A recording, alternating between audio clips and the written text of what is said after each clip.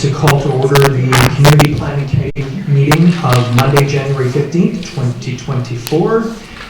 And committee, we have a set of pinks to add to the agenda, but other than that, is there anything else you would like to see added to this agenda?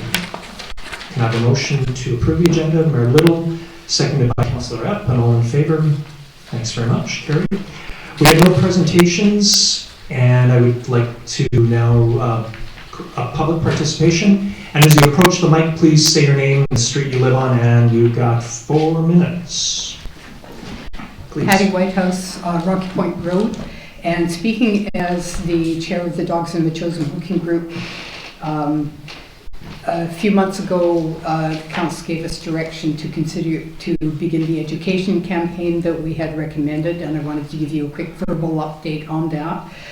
We've had 4 articles in the Metchosin News, an article in the Times Colonist, 4 articles in the Metchosin News, and I sent out a news release which resulted in an article in the Times Colonist, another in the Gulfstream Gazette, and interviews on CBC and CFAX. I walked into an agility trial shortly after the day after the Times Colonist article appeared, and there it was up on the wall. So it's not just most chosen residents who are being educated about what dogs under control means in Metchosin. It's people around the whole region, which is what we hoped would happen. Great. Thanks, Patty. Anyone else for public participation?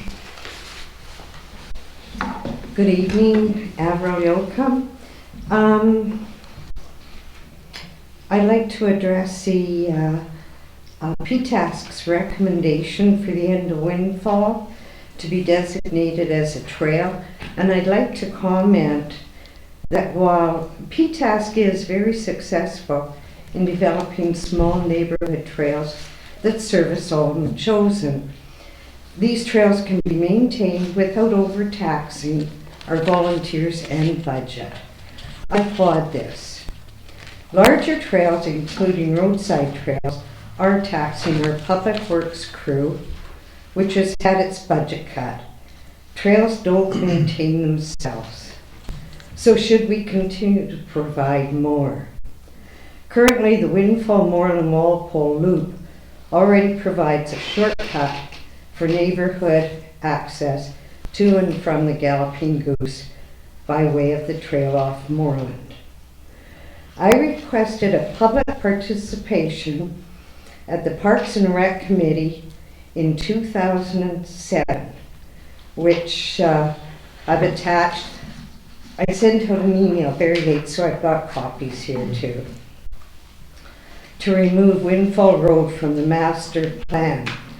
It was moved and seconded by Councillor Cockawilla and Mayor Rance to recommend that council remove Windfall Road from the Parks and Trails master plan, and it was carried. I oppose the PTASC recommendation of designating Windfall Road as a trail. The undeveloped portion provides a much needed environmental area for the wildlife as a whole. What was that? Wild spaces? Is that it? Thank you.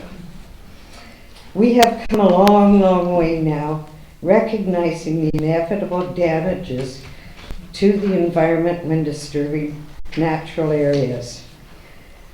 The other considerations and costs, it would need a bridge and a culvert. There need to be protection for the fish. We're talking Hewitt Creek here. Dogs on or off leash, and who will police that? Fencing, just like Sea Bluff Trail. Protection of adjoining residents and farm animals. And then there's parking issues. So I think I've come probably every second year since 2007. It'd be nice to put this to rest. Thank you. Thank you, Alan. I'll touch on PTASC a little later on. Okay. There's 6 copies there, so one for Mr. Mayor. Diana Smith, 4488 William Head Road. Could have been at any public participation, any of the meetings, and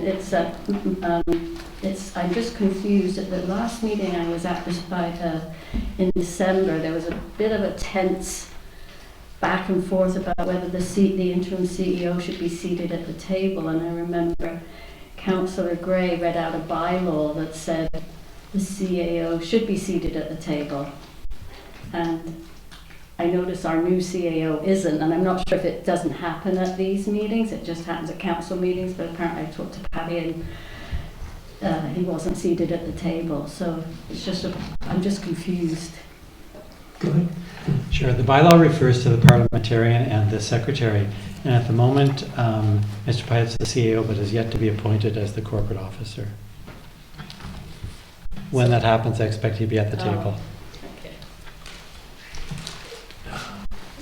Thanks. Yeah, and I just want to throw something out on this. I think that's to be determined in discussion with council and with Mr. Pyatt especially.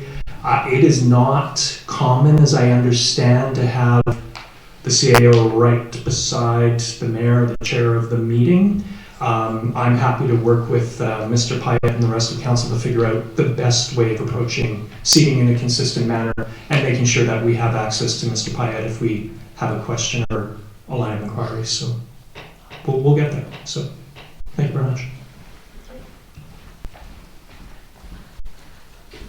Leonore Davidson, 900 and 906 Bayside Lane. I'm not sure if this is a proper place to ask. I don't know if you saw this submission by our neighbor, the Yates, in the Muse.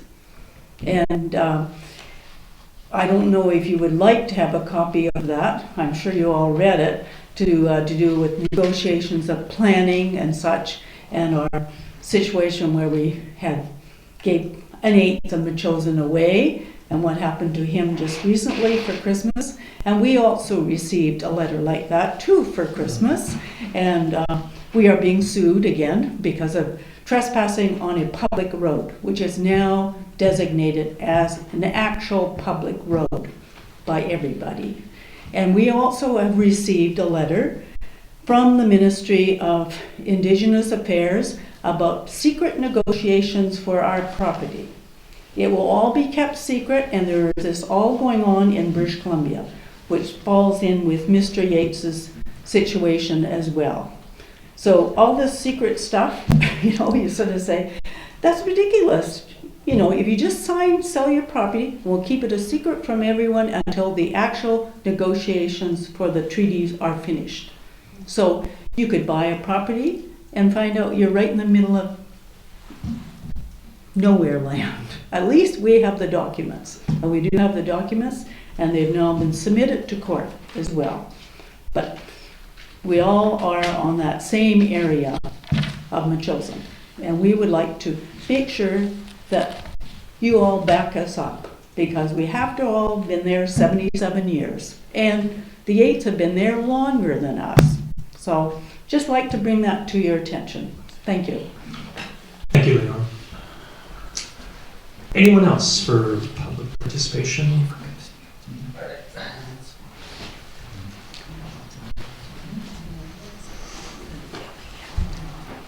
Eric White, 4290 Metchosin Road.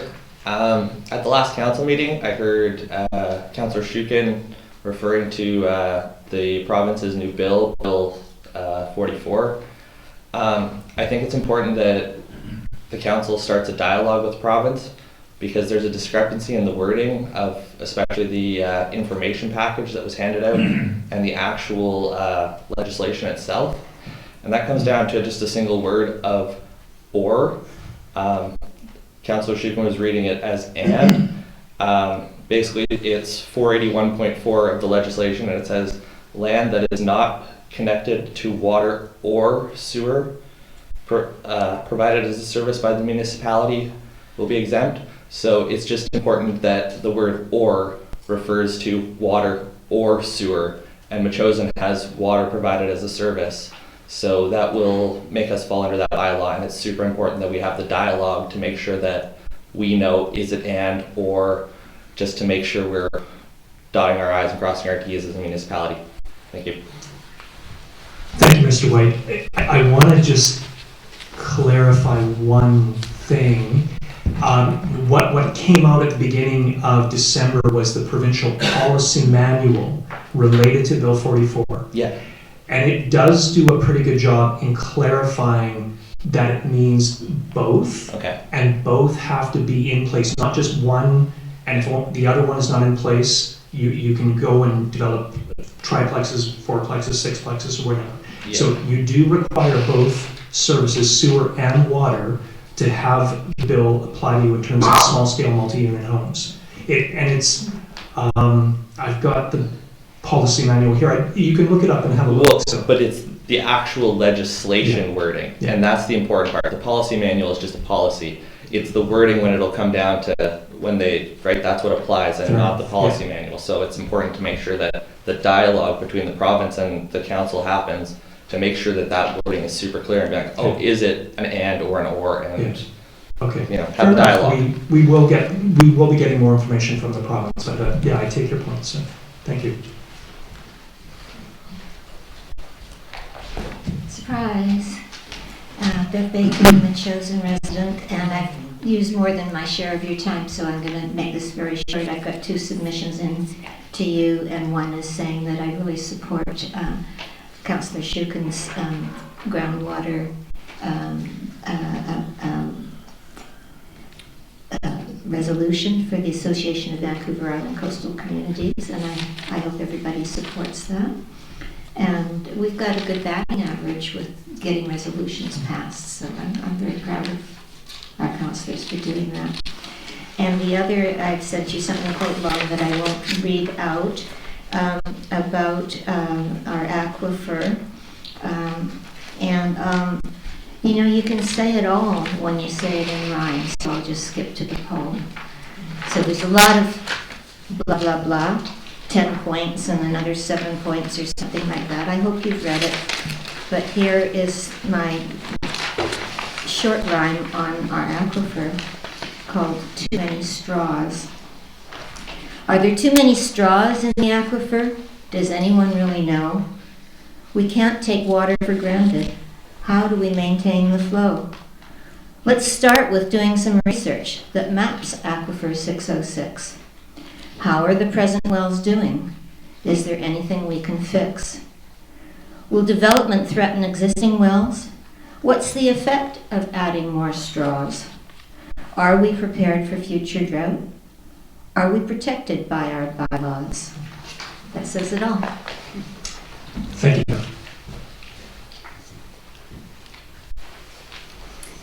Shukin, LeBon Road resident. I also want to lend my support to the groundwater resolution and hope it will be advanced to AVICC. And I also want to just speak to a letter that was included in the agenda package from Chris Moehr, the president of the APRM. And I have huge respect for Chris Moehr individually and as president of the APRM. But the letter proposes pitches a proposal to the district of accepting sort of a monetary donation to help fund an assessment of the buffer land. And I just wonder I would love to hear council discuss some of the possible risks of a kind of monetary donation that could influence decision-making, democratic decision-making. And in this case, it doesn't seem at all sinister, but I can imagine there being cases where, private donors or anonymous donors funding the district to obtain information that could in fact influence the direction of decision making could be kind of questionable. So that would be an interesting discussion at some point to hear. Thank you. Thanks, Nicole. Anyone else for public participation? And seeing none, we'll keep moving on with the agenda. So committee, the next item is the adoption of the minutes of the community planning meeting of November 27th. Do I have a motion to adopt? From Mayor Little and Councillor Donaldson. Any discussion? Councillor Britt? I had a couple of points, maybe after some questions about the minutes, but after we adopt them is fine. Okay. Call the question. All in favor? And that is carried. Thank you. So I had a couple of questions. One was about the issue of site visits that we made, and I was wanting to get clear about the purpose of the site visits that we do. Like when we go out there, why are we doing that? And I know you lead them, and I appreciate that. But we go there, we don't really talk to the residents except to get the information from them.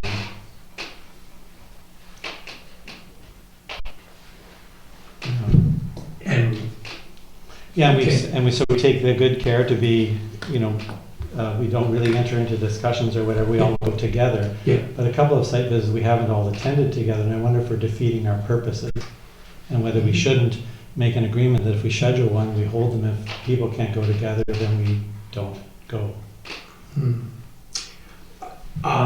It'd be interesting to hear the rest of the committee's thoughts. I don't like that idea.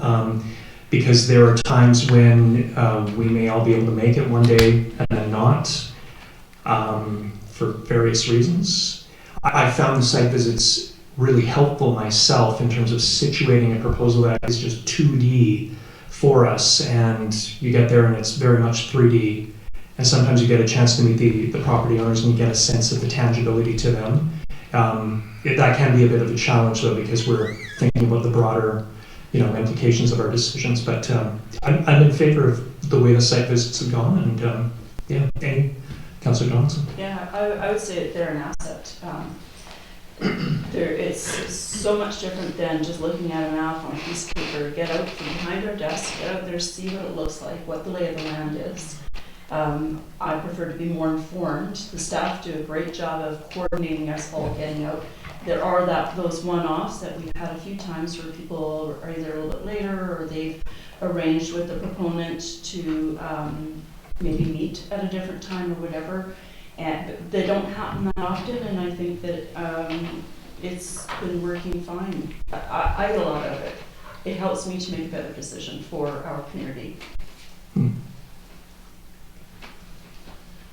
Councillor Rapp. Yeah, I appreciate the site visits. I think it does make quite a difference to be able to see the land in person. I don't really have a problem with us not going all together. I think as Councillor Donaldson mentioned, sometimes for the staff, trying to coordinate council is like herding cats, and I think that they do just fine and the best they can to get everybody on the same page, but sometimes it just doesn't work. Yeah, so I'd understand each occurrence that we have been all scheduled all to be there, and we've all agreed to be there, but then if we're going independently, it limits this question. We're supposed to be open with our discussions, it's supposed to be transparent, and we're all supposed to be there and not get into details. My concern is just that we either go all together or go separately. If it's okay if we all go separately, then we don't need to bother the staff doing the scheduling. I guess I'd say that. I'm just not sure what the rules are we've applied to ourselves. And if it doesn't matter that we're all together, then I've been sort of strict about sticking to the times and that sort of thing. If we don't have to be there together, then that clears up my question. Yeah, so the staff have made it pretty clear to us to try to be there together, mostly to not inconvenience the landowner. Again, I'll repeat myself, there are times when that doesn't happen. I trust my colleagues enough that they wouldn't be having secret conversations with people. They're there to ask questions and get information. Some of us don't ask any questions at all. It's just listening to what others have to say, walking the land, seeing what there is before us and what the variance may or may not be. It's been pretty open, but if I can't trust my colleagues with the oath that I signed and represent this community, then there's a risk at the table. Yeah, and I personally, I'm not sure we operate on rules, but more of an informal code that will try and be there all together, try and just collect information. That is the purpose of a site visit, is to collect information and go away and use that information to make a decision as we go along. And I know myself, I've had a few times where that information and the actual being there has made a difference in how I processed. And so. I totally appreciate site visits too. I think they're a great idea. I think we're doing them on an informal basis. I like it. I think it's very informative. I just wanted to be clear about what, we're doing a lot of organizing to be there all together, and I wasn't sure if that was needed or necessary or how we were proceeding. Okay. And I would, the touch point or the guidance I would always have is that we should aim to be there all together unless we can't be. So, yeah. But we'll see for the next site visit. So, thank you very much. Is there anything else? Yeah, I just wanted to mention we discussed the Weirs Beach stairs at the last meeting, and there was a note in the Muse about comments that I'd made here. And I just wanted to be clear so council understood. What I was talking about was saying we had already agreed to have $15,000 spent on the Weir Beach stairs, and I was comfortable with that. But the last meeting,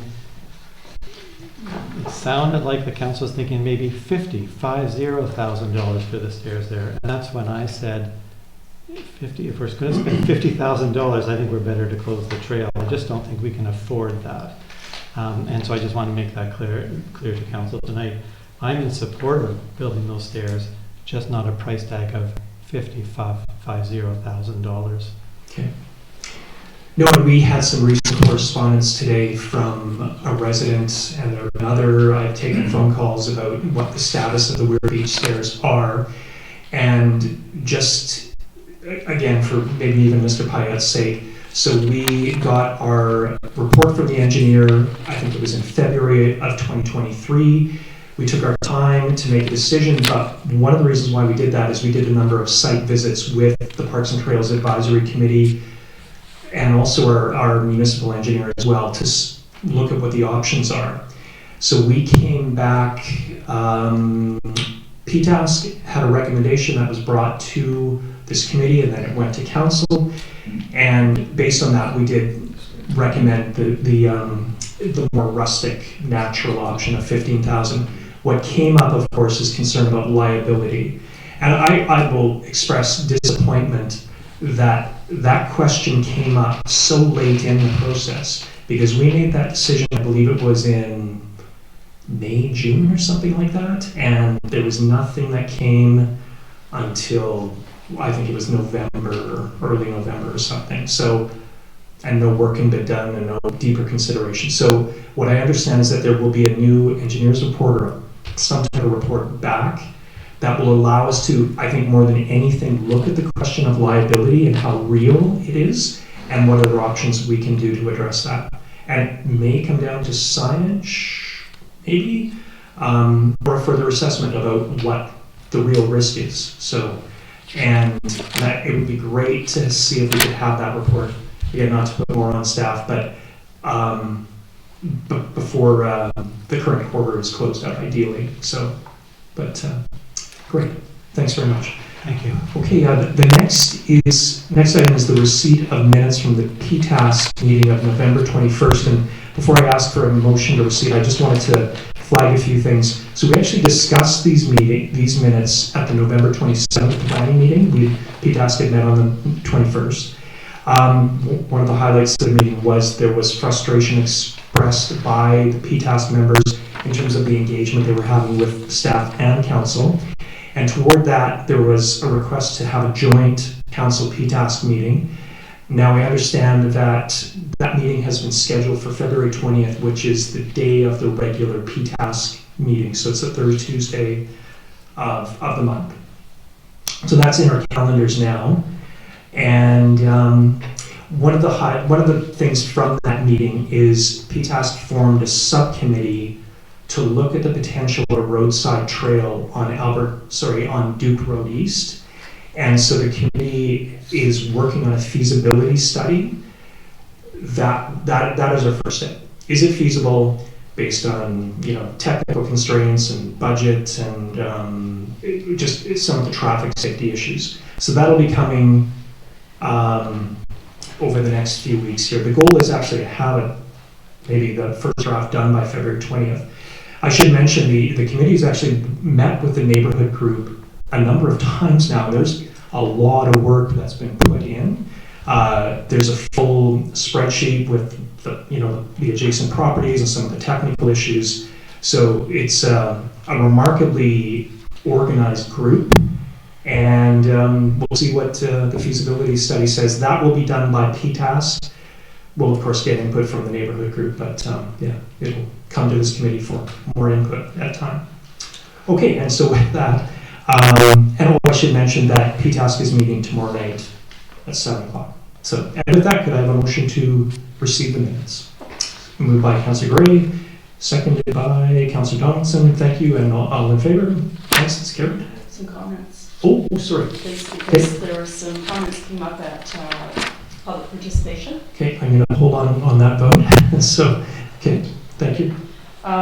So I just want to be clear, if we were to look at page 12 of the agenda, where it's under other businesses like in task minutes, 9B, it's proposed rezoning application referral for 4696 Beckingham Road.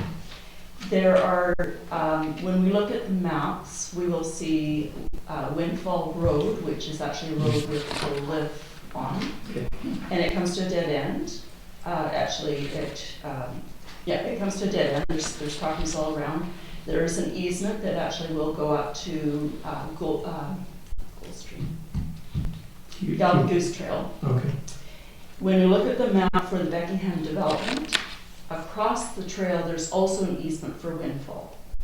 So as resident Adelaide Oakham said in public participation, there is a concern of the residents who live on the Windfall side of the road where she's at, because this was brought up in 2007. That's how she got to be coming to these meetings all the time, for a trail to go through there. So I just want clarity of what it says in these minutes, which side of the Goose Trail this is, because there are other neighbors of hers that were here tonight as well, and they actually contacted me, so I actually went and had a walkabout on the property. There's a significant amount of water. There would be needing a bridge.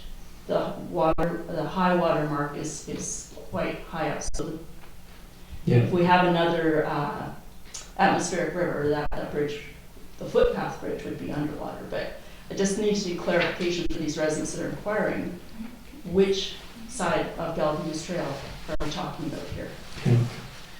I don't have an answer for you right now. I will get back to yourself. I'd like to say I'll get back to the whole committee. I mean, I can. It's I don't know when we next meet, but let me look into it further. Councillor Gray. The question also arises with the subdivision plan on the right-of-ways that the engineer is suggesting, which I think ties into the question of the trail location. And I'm not sure, but maybe we could find out. I think the application will go to approving officer and the council won't see it. And I just was curious about the road, the road right-of-ways which lead to the trail. And is that our business at this point? Like, are we permitted to be involved in the discussion? I'm not taking away from the point here, but there's this other question that's arisen along the same lines. And I'm not pressing now for an answer, but I think it's something that would be worth just finding out what our role is versus council on the general question of the connectivity, if you will. And not in terms of getting back to us, that might be worth finding out too, because I think they're tied together. Thanks. Yeah. And the fact that it's actually gone to PTASC and we're actually going to approve those minutes tonight, it would be valuable to have this clarified for the neighbors that are concerned, especially if that motion has already taken place years ago. And there's no desire to have a trail on their side of the Goose, because there is, as was cited tonight, a connector right through Moehr, and there's a nice loop that goes through. So we need to find some answers for the residents in those neighborhoods. Yeah. Now, and one point of context is that PTASC's recommendation is a recommendation, so where it goes is up to the developer and the approving officer. One thing that's notable here with this subdivision referral is that it just came with a map. with very little background. And PTASC at that time thought, they'd done the site visit, they'd studied the documentation, so we decided not to do a further site visit. So, but I will get back to you with more information. So, great. Okay. With that, we have somebody's moved and seconder. Call the question. All in favor of receipt? Thank you. Great. So, no business arising, and we have the councillor's updates and a few interesting elements I'd like to get your views on. So the first is a resolution for the Association of Vancouver Island Coastal Communities Convention, which is coming up in April. I forget the exact dates. But this is related to groundwater, which we know is a significant issue in Metchosin, but also in a broader area as well.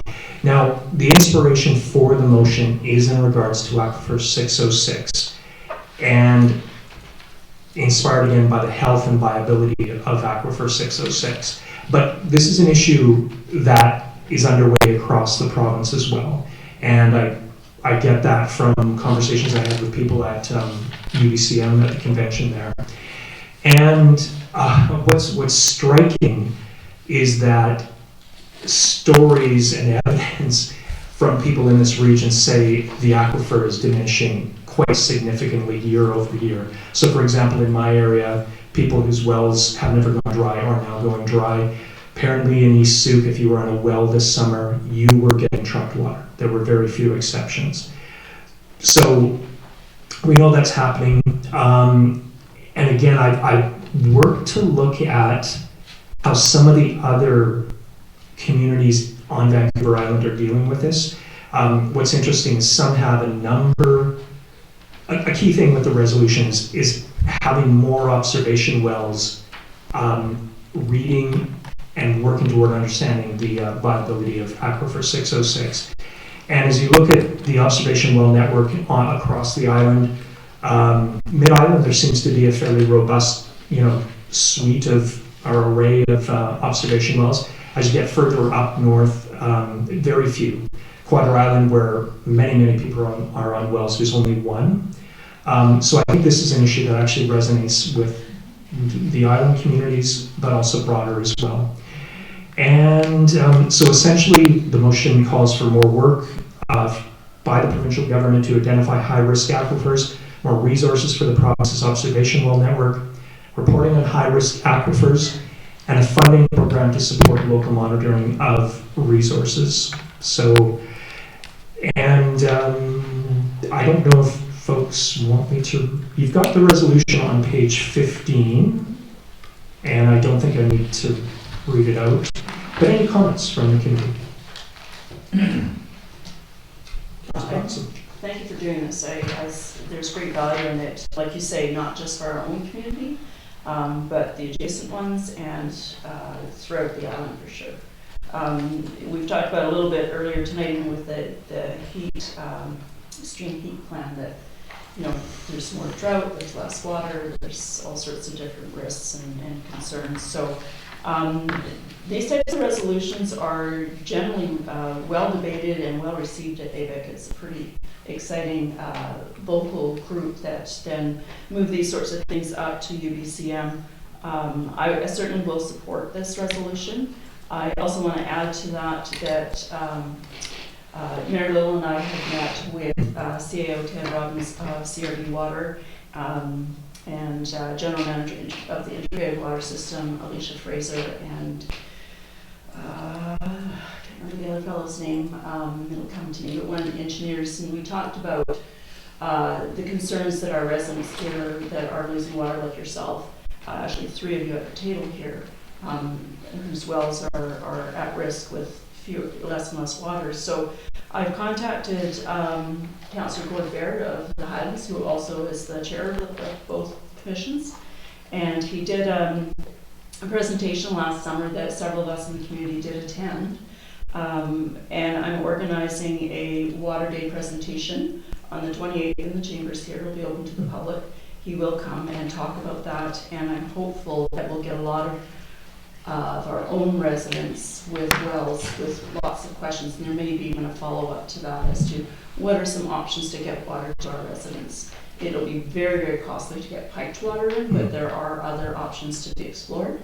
And so this will be an information, education gathering just to start the ball rolling. And so falls on the heels of what we're going on here. And I think this is a good move. Great. I appreciate that. Okay. No, thank you for that work. Councillor Johnson.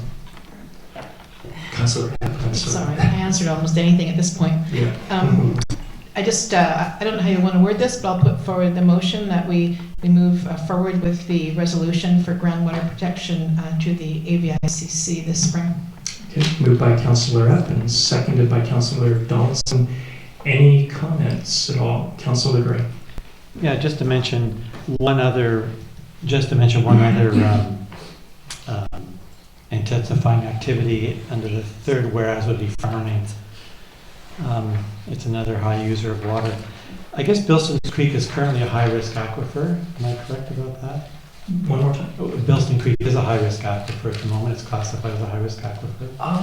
Well, it depends on what you say about like 606 will cover the Bilston Creek. I meant aquifer 606. Excuse me. That's a hard one to say exactly. I'm not clear on whether it's been designated. Sorry, go ahead. So it is considered a fragile Yeah, exactly. and high risk. I don't think they classify it as high risk, but they call it a fragile, low producing aquifer that is susceptible to contamination. Yeah. So I guess it would be high risk. Low productivity and highly vulnerable to contamination.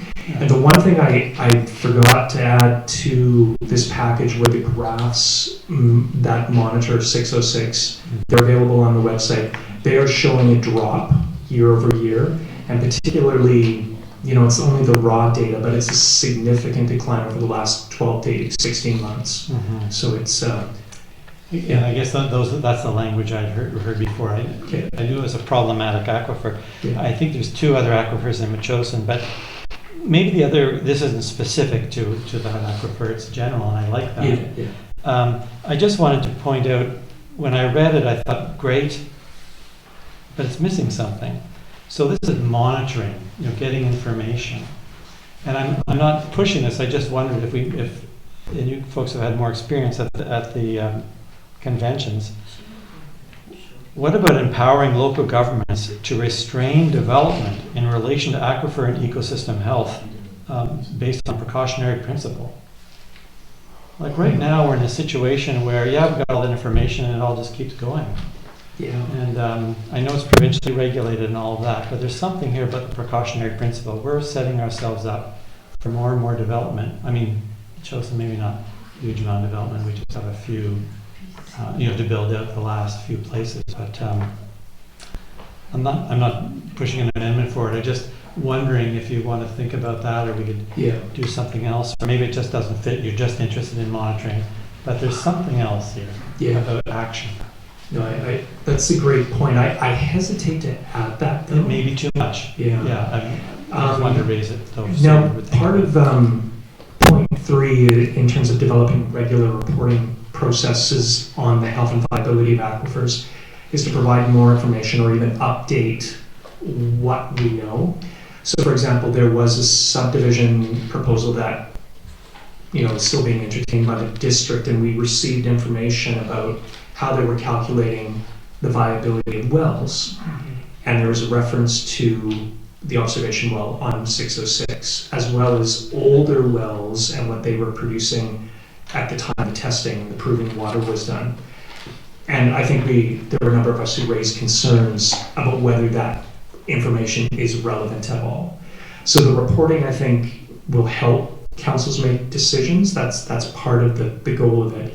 I have to say I hesitate to make such an activist amendment to this right now. But it's about monitoring. I just wanted to draw out that other question. And I also want to say thanks to Bev Bacon for her contribution in terms of thinking about all these issues. Many of them provincial, but good things to put forward. Absolutely. Yeah. So maybe if this goes well, maybe next year we'll consider something about protecting the aquifer. For sure. Rather than just monitoring it. So Councillor Up and then Councillor Donaldson. Just about the time, if we're going to go Sure. past Thank you very much. Yeah. Can I have a motion to extend this meeting beyond 10 p.m.? So from moved. Councillor Up, seconded by Councillor Donaldson. Are all in favor? Thank you very much. You couldn't even see the clock. It's behind you, so it must be your sense, spidey sense. Okay, Councillor Donaldson. Yeah, so in regards to what Councillor Gray is discussing about development, the one thing that's interesting at these conventions is that, you'll get up to the pro mic and the con mic, and next thing you know, somebody else is getting in behind you and they're amending it, and so those things could still be coming up in the discussion, and it may be that it does get amended, depending on how you want to craft this.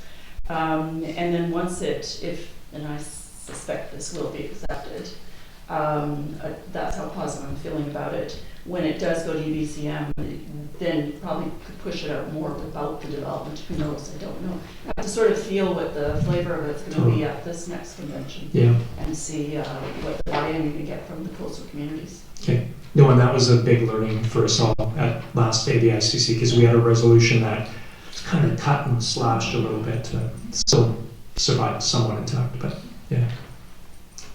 Okay, I will, hearing no further discussion or interest in that, I will call the question. All in favor? Thank you very much. One thing about this is it is due, I think, by February 7th. And I'd like to be in contact with staff to see if we can have it on the agenda for the 22nd, because I think that might be the last opportunity we have. So, and yeah, okay. And with that, I'm hoping to have a backgrounder for you on that, and we can talk about that further as well, but it'll be nice and short. So, okay. So thank you very much. Next item is discussion on bufferland carbon offset feasibility study.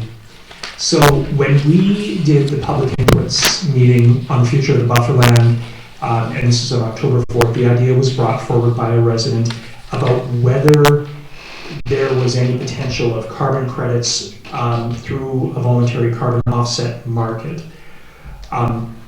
basically from the growth in the trees that are on the bufferland. And at that point, immediately, I did express some misgivings about whether that was possible, simply because of the size of the bufferland and the state of the forest there. It is not old growth. It has been logged several times. There are large pieces that have been clear cut and not restored, and there's broom that exists there as well. That said, I did offer to do some further exploration on whether this was something that we could look at further, or whether it had any promise. So through my inquiries, I was connected with Lindsay Smith of the Coastal Douglas Fir Conservation Partnership, and they are part of a program where they received a grant to look at carbon projects on an aggregated basis. So you're looking at smaller land holdings where they come together to form a single unit, and there's potential viability there because you're dealing with collectively a much larger unit. Now, with these projects, as I'm reading and trying to understand them, there's a lot of work that is required to go in and do your upfront assessment about what you have and how attractive it might be to the voluntary carbon offset market. And again, the companies that might be involved in that are like someone like Van City, Subway, like any company that is trying to get its carbon footprint down that is not mandated to do so, like a power generation company, say. So, what the Coastal Douglas Fir Partnership has offered to do is a feasibility study covering some of the initial basics. Take a first shot at what we have in terms of on-the-ground stuff, the forest resourcing, and where that might fit within an aggregated study. Now, the one thing I have to say with all of this, with this concept, is there's a term called additionality. And the carbon credit concept in this context only works if you have land that is zoned or zoned for development. And so the value comes because you're preventing development from occurring. If you convert it into a park, you have lost the value of that because it is staying as a park, it will not be developed. But in our case, we have it zoned commercial recreation, a golf course is possible, pro shop is possible, homes are possible. So we have something of value there in terms of that. My worry though is that something like this, the actual financial value is low and we get delayed for a number of years considering this, and then we miss the opportunity to rezone to park, which I think is the ultimate protection for the buffer land. That said, the Coastal Douglas Fir Conservation Partnership is offered to help us settle that. Key thing is they say that they will come back to us with a report by late February. This isn't going to drag on for months. I think they have their model and their concept. They just want to have a piece of property, an actual property that exists. So, and I'm in support of this initiative, but at the same time, I'm not so in support of it that I think it should derail the work that we asked staff to undertake on November 20th, which is to look more closely at the Bufferland Working Group's recommendations. So those are part of the package as well. So that's some background, and I'll get your thoughts. Mayor Little. Thank you for this. I guess I'm struggling to understand what benefit this would have to Metchosin. What benefit would having carbon credits to Van City do for Metchosin in terms of how do we move forward with management of that 112 acres? I mean, the recommendations for converting it to a park, that does have an objective, and it would help with the protection of that area from development. I mean, I think if we were, I just struggle to understand what we're going to get out of it. Yeah, I mean, the simple answer is, well, it's not that simple. If you found you had a viable asset there, and you found somebody who would purchase it from you, the ultimate answer is money, revenue. But there are a whole bunch of complexities and questions, and you essentially have to go to market with what you've got. So again, it's a legitimate question you ask, is how do we manage the land, and what, like, say we found ourselves in this, what, prohibitions are to developing, or not developing, but turning it into a park asset. And there might not be too many, but, park, not rezone into park, but maintaining trails, etc. So I'm just wondering if it goes against, the end result goes against what the Bufferlands Working Group had recommended. It is a little bit contrary to what has been recommended by the yeah. No, and that is fair enough too. We considered it. Councillor Donaldson was there as well, and it was not high on the, like, it didn't even make the list. In the report itself, I've carved out a section there. It just talks about there are higher priorities that the Bufferland Working Group saw than carbon credits. So yeah, fair point. And then the last point that I had was, I understand that this type of scenario would really apply to second or first, probably, but second or third growth trees on hundreds, thousands of hectares of land, not necessarily 112. I mean, that piece of land is valuable to us in Metchosin, but and I question whether it would be valuable in a carbon offset scenario. Yeah. Councillor Gray? Thanks for doing the work of contacting the people and doing that. It's the same group actually that's recommending that we put in riparian area regulations. So that's kind of interesting. But it seems that this is a low risk item that the Coastal Douglas Fir Group are interested in giving us a hand, take a look at it by next month, and we'll know whether or not there's something there or not. So I think it's worth pursuing. That's not going to slow us down. We're moving at a glacial speed at the moment. So you can't go much slower than what we're doing. And why don't we find out? I mean, that would be my perspective. Let's just get it, before we come back to that other motion. I mean, the bufferland working group was going to also define the ecological buffer, what it would look like in terms of designating a park and the basis of a resource plan, to help the staff, do their part. We have to we have a bunch of work to do on this, and during that time, these people will be back to us. Yeah. I Unless should. there's a risk, is there? I don't think there's so much a risk of doing the work. Yeah. What there is a risk is that collectively and imaginatively we get distracted. That to me is the risk. But I think it's I think it's worth pursuing. And the one thing I have to clarify though is what we're really now waiting for is the staff report on the bufferland recommendations. So I have delivered to our planner a general report about what the concept of a protected ecological buffer would be based on, further digging into the report itself, the recommendation report. So she's got what material we can provide to her to start doing the work. So, yeah. Thank you. Okay. But Councillor Johns or Councillor pardon me.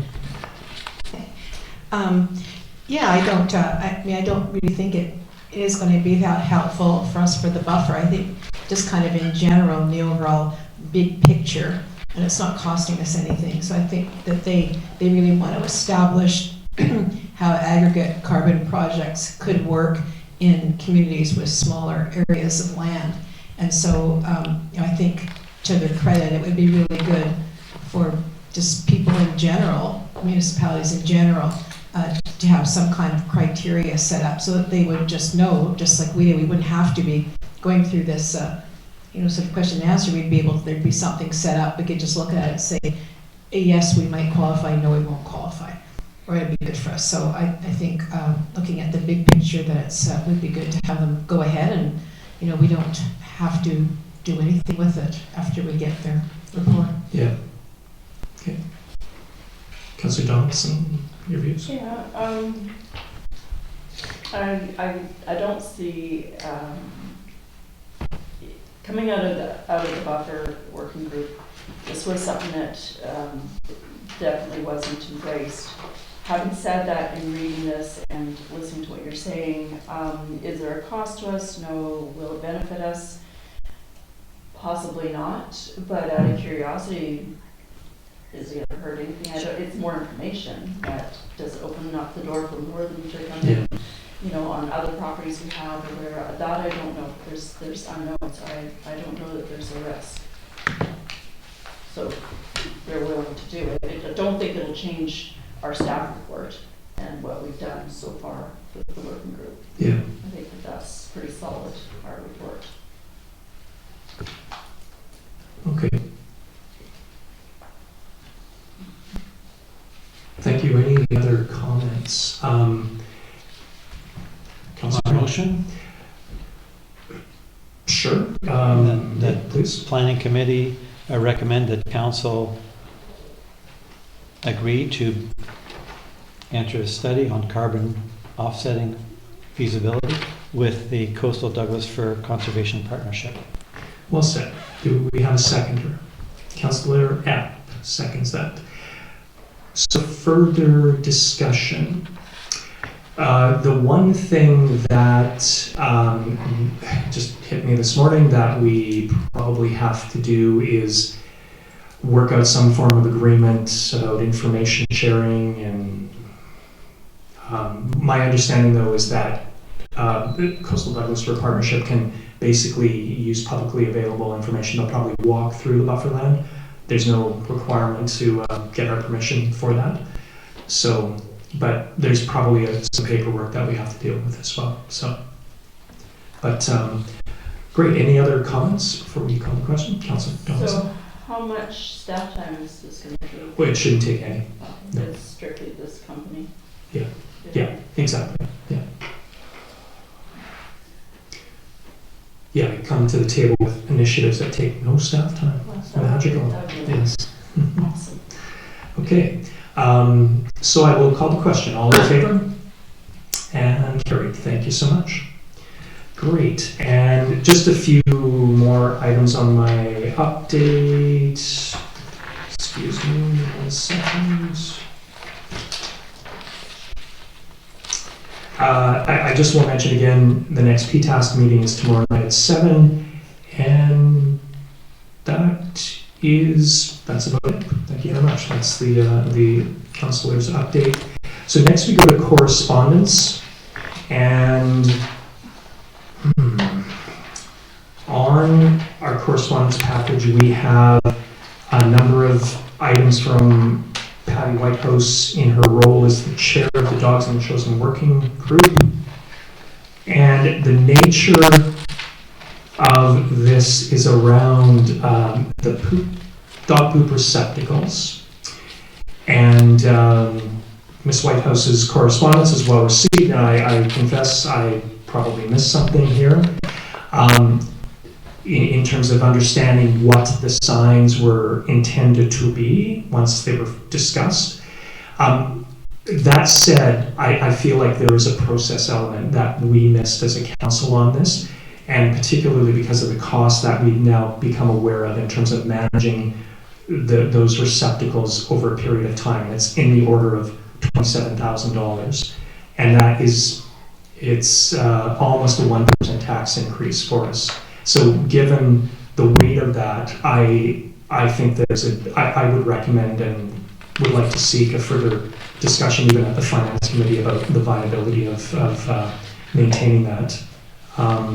Again, that cost is so significant that I know we've incurred cost in terms of putting up the signs and removing the material that's come in, but I think maintaining it is highly challenging for us, especially this year. So, Councillor Donaldson.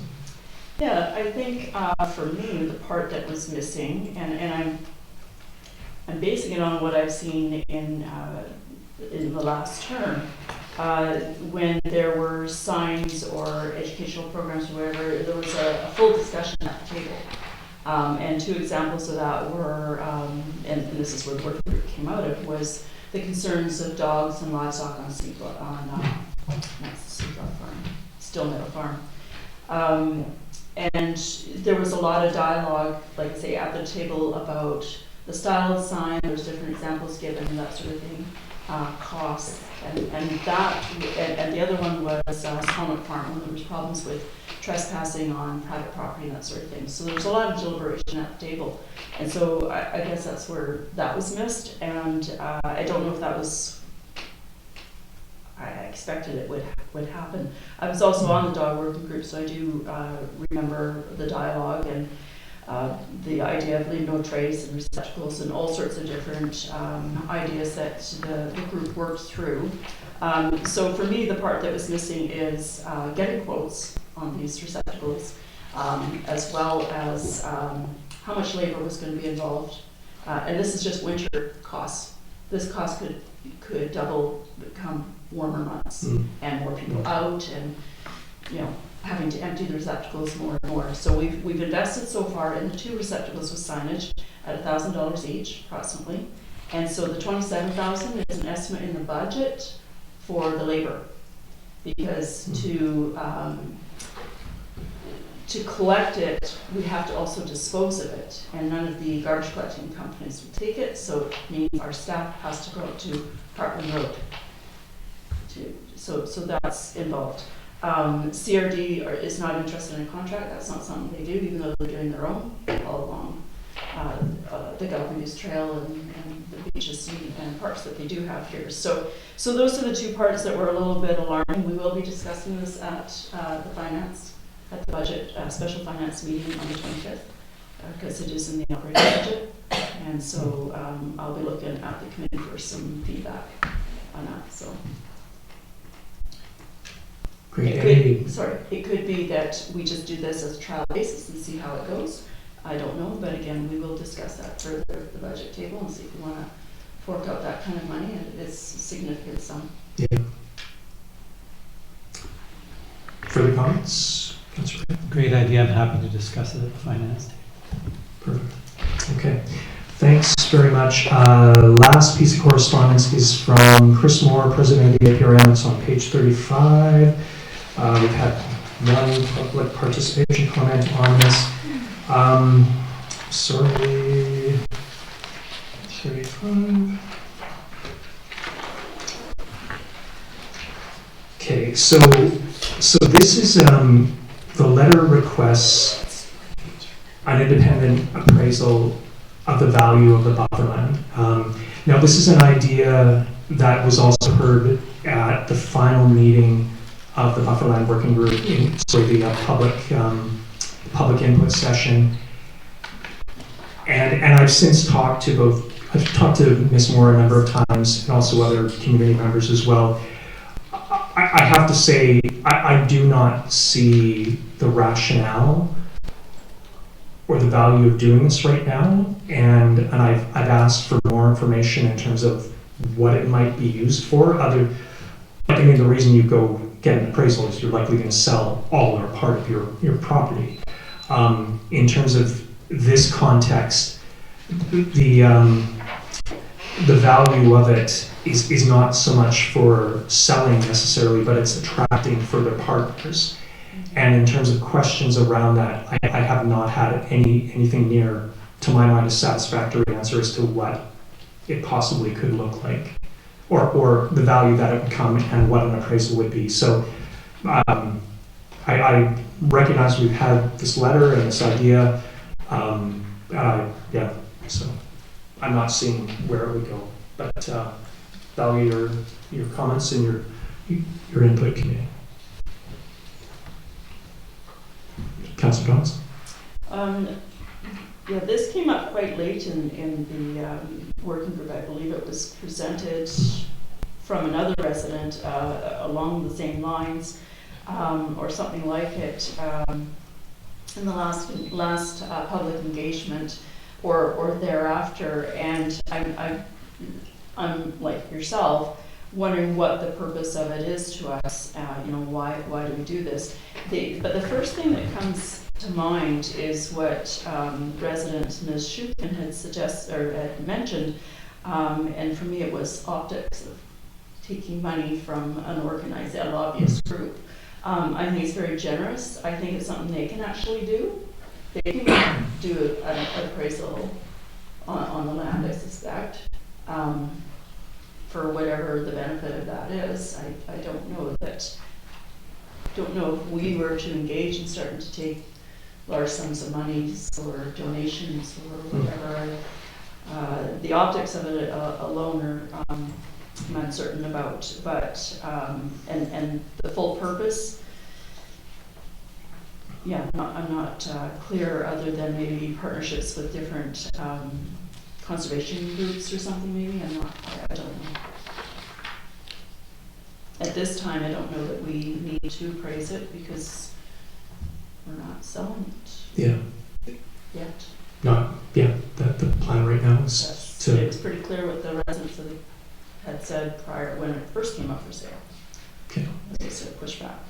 Sorry, Councillor Gray, and that, but just one point of context. I think if the district were to undertake some sort of appraisal, it would almost certainly be confidential and used for our purposes. So that's something to keep in mind with that. That's my bet. So but Councillor Gray. Yeah, just on the last point, Councillor Johnson, I think the pushback from the community resulted because the last council didn't get an appraisal, so we just were saying, it doesn't seem like enough money, but we didn't actually have the independent appraisal. So we'll need it at some point if there is a move to sell. The point that was made about this in the previous discussions and at the Perfect Land Working Group meeting, I believe, was that in order to, we could resource managing a conservation park area, the district of Metchosin, or we could do that in partnership with somebody else. And if we did, our contribution would be the value of the land, and other organizations would bring the value of the management side to it. So that, I think, was the rationale then. I'm not so interested in the partnership with APRM to get funding to do this. I just think it's a responsible thing to do at some point.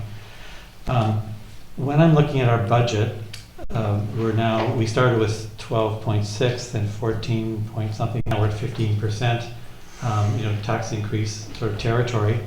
The first question that came from the Bufferland Working Group was, is council wanting to put the resources, or does it have the resources to manage the conservation area? And I think when I look at the budget, I'm thinking, well, there's our answer. It's not even on the budget, and we're at 15%. So that's going to confront us in the finance meeting. And I think that putting the money as a one-time, there somewhere to get an appraisal done at some point makes sense, because we're likely to not manage this ourselves. The cost will be too much to bear with the other priorities that we have already set. I'm not opposed to owning it and running it. It's just we're going to be out of money. So that'll hit us the finance meeting, and we can talk about it there. But I do think an appraisal will be needed, either for a partnership to reduce our costs or for sale. And not sale to become something other than a conservation area, but to confirm and to lock in what we're wanting to have happen. Mm-hmm. And I think there's general agreement about that. It's if we get to the point, and I'm hoping we're not close to that yet. There's a lot of work still to do to assess, the viability of this as that protective ecological. What do we call it? I'm sorry. Reserve. Or parkland area, green space, or whatever. And again, going way back to the beginning of term, the community voted to, as part of the referendum, to protect, to take this on as a green space buffer. So, and I believe we do have an obligation to the Neil Road residents to do what we can to continue with that. Oh yeah, so not speaking against that at all. For sure. Just rather the management plan. And it might be, I think it's probably worth for council and committee to see the results of the Bufferland Working Group that have gone to the planners, so we're kind of up to date. That would be a help, if that's possible. And no, I was simply speaking to the notion of the first question wasn't to not have a conservation area, it was, were we going to resource it ourselves? Yeah. And that's the question I'm looking at, not the entire layout of the document. And the question was asked, I think, because the working group was sensitive to that question. Mm-hmm. So I'm only trying to address that, not the final disposition of the property in terms of its ultimate use or zoning. Okay, can I have a motion to receive? From Councillor Donaldson, seconded by Councillor Rett. Thank you very much. All in favor or discussion? Okay, just thanks to Chris Moehr and APRM for the offer. I think it's very generous, as Councillor Donaldson has said, and I think I want to recognize that. Okay, thanks very much. And all in favor? So that carried. And with that, we're done. Can I have a motion to adjourn? Councillor Gray, seconded by Mayor Little. All in favor? Thank you very much. All the hands been up. Yes. Thank you very much, residents, for your patience. Staff, for your patience.